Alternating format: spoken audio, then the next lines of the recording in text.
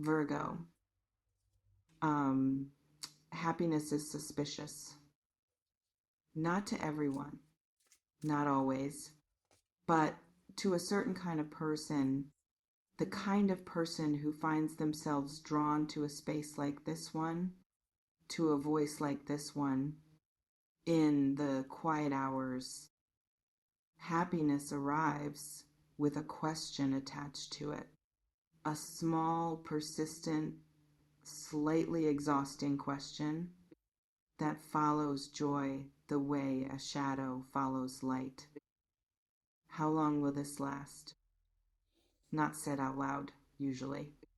Barely even thought in full sentences. More like a frequency, a low hum beneath the good moments that keeps you from fully inhabiting them, that keeps one foot in the present and one foot already braced for the ending. And tonight, right now, in this moment, I want to sit inside that hum with you, not to silence it, not to replace it with affirmations or bright, hollow reassurances, but to actually look at it, to understand what it's made of, and to ask honestly, carefully, what it has been costing you. The title of tonight brought you here, and I want to stay with that for a moment before we go anywhere else. This will make you very, very happy. When you read that, or heard it, or felt it land, what happened inside you? Was there an opening, a softening, that involuntary, almost embarrassing exhale of a person who has been holding themselves tightly for a long time is less than #0. 5 hash is greater than, and just heard something that made them, for one unguarded second, let go? Or was there something else? A narrowing, a quiet skepticism, the part of you that has heard promises before and learned to hold them at arm's length until they prove themselves. Both of those responses are telling you something, and both of them are worth hearing, because the way we respond to the promise of happiness is often more revealing than the way we respond to happiness itself. The promise is unguarded territory. It catches us before we've had time to construct a position. And in that fraction of a second, before the armor goes up, before the reasoning begins, something true moves across the face of us. Something that knows, without being told, exactly how hungry we are. Let's talk about hunger, the specific hunger for happiness, not pleasure. Pleasure is simpler. It arrives, it satisfies, it fades. Happiness is stranger, more elusive, more interior. It doesn't come from outside and land in you cleanly. It grows, or it doesn't, in the particular soil of who you are at this particular moment in your life. And some soils are harder than others. Some soils have been compacted by years of weight, by disappointment, by effort, by the slow accumulation of things that didn't work out the way they were supposed to. And in compacted soil, even the most genuine seed of happiness struggles to take root. Not because the seed is wrong, not because you don't deserve it, but because the ground itself has forgotten how to be soft. It's possible, quietly, without judgment, that this is where you are, that the happiness you're hungry for keeps arriving at the edge of you and finding the ground too hard to enter.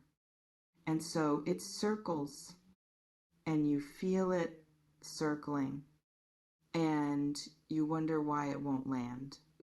And you look outward for the reason, the wrong circumstances, the wrong timing, the wrong people, when the truth is quieter and closer and harder to sit with. The ground needs tending from the inside. But here is where I want to be careful with you, because this is territory where it is very easy to slide from insight into self-blame. And self-blame is not the same as self-knowledge. They wear similar clothing, but they walk in opposite directions. Self-knowledge says, I can see the pattern. I understand what has compacted the soil. I can work with this. Self-blame says, this is my fault. I am the reason happiness doesn't stay. I am too broken for the good things. One of those is a tool. The other is a cage. And it's possible, very possible, that you have been living between those two things for longer than you'd like to admit, reaching for insight and finding blame instead, trying to understand yourself and ending up in a verdict. The verdict is not true. I want to be direct about that. Whatever the verdict has been, too much, not enough, too damaged, too guarded, too late. It is not a truth. It is a story written in the language of old pain by a version of you that was trying to make sense of something that didn't make sense. You are not the verdict. You never were. Now, let's go somewhere that almost no one goes when they talk about happiness. The terror of it, not the absence of happiness. That terror is familiar. We know its hallways. We have learned to navigate its dark. But the terror of happiness arriving, of the good thing actually being good, of waking up one morning and realizing, without the usual asterisk, without the waiting for the other shoe, I am genuinely well. That realization for certain people is one of the most disorienting experiences possible, because happiness, real happiness, the settled kind, the kind that doesn't spike and crash but simply is, requires you to put down the vigilance, the constant, exhausting scanning of the horizon for what might go wrong. The habit of pre-grieving, of mourning things before they're lost, so the loss won't hit as hard when it comes. And putting down the vigilance feels like danger, even when you are safe, even when the landscape is genuinely clear, because the vigilance has been with you so long, it has started to feel like identity, like this is just who I am. Someone who waits for things to fall apart. But that is not who you are. That is what you learned in a specific context, at a specific time, when vigilance was the correct response to a world that was genuinely unpredictable. The context has changed. The learning hasn't caught up yet. C'est étrange, mais j'ai l'impression que what you might be most in need of right now is not more happiness. It's permission. Permission to let good things be good without immediately auditing them. Permission to feel joy without the footnote. Permission to smile at something without the part of you that watches you smiling, already composing the eulogy for it. That watcher, that part of you that stands slightly outside your own experience, observing, assessing, calculating risk, it has served you. I won't pretend it hasn't. It has protected you from certain kinds of devastation. It has kept you from falling too far into things that would have hurt you. But it has also kept you from falling far enough into things that would have healed you. And there comes a point is less than #0. 5 is greater than, and it's possible that point is now, or that it's approaching, or that this moment is part of its arrival, where the watcher has to be thanked and gently, firmly asked to rest. Laisse-moi ralentir un instant, because the second part of this title matters. Watch until the end. That is not just an instruction. That is a psychological portrait. Because there is a particular kind of person who does not watch until the end, who leaves before the resolution, who exits before the last act, not out of disinterest, out of self-protection.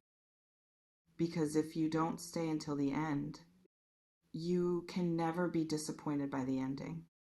If you leave first from relationships, from opportunities, from your own happiness, you retain control. You are the one who walked away, not the one who was left. And it's possible, honestly, gently possible, that this pattern is more alive in you than you've acknowledged. The leaving before the dimming of your own light, just before it might shine too brightly. The pulling back from joy, just as it becomes something you might actually depend on. Because depending on happiness, really depending on it, letting yourself need it, letting yourself build a life around the expectation of it, that is the most vulnerable thing a human being can do. And vulnerability for someone who has been disappointed enough times is less than #0. 5 is greater than can feel indistinguishable from recklessness. It is not, they are not the same. But the nervous system doesn't always know that. And so here in this space, in this dark and quiet and honest hour, I want to ask you the question that this whole evening has been building toward. What would your life look like if you stopped leaving before the end? If you stayed fully inside your own happiness long enough to find out what it becomes, not what it might lose, not how it might fail, but what it might become if you gave it the one thing it has never quite received from you, your full, unguarded, unqualified presence. Because here is what I know about happiness. Not the kind that is promised, not the kind that is performed, not the kind that spikes and fades and leaves you emptier than before. The real kind. The quiet, structural, deeply unglamorous kind that doesn't announce itself, but simply settles, like light that has finally found a room willing to hold it. That kind is not found. It is not received. It is not given by titles or surprises or voices in the dark. It is grown slowly in the tended soil of a life that has made peace, not with everything that happened, but with the fact that you survived it and are still here and are still, against all the reasonable arguments, is less than #0. 5 hash is greater than hoping. The hoping is not weakness. The hoping, the persistent, slightly irrational, beautiful insistence on hoping is the most honest thing about you. And it is perhaps the very thing that makes real happiness possible, not despite everything, because of everything.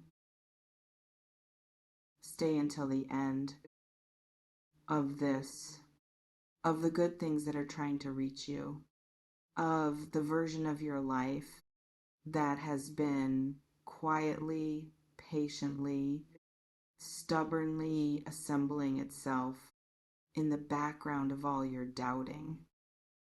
Stay, not because the ending is guaranteed to be beautiful, but because you, the specific, unrepeatable, quietly extraordinary you that showed up here tonight, still willing to be moved, deserve to find out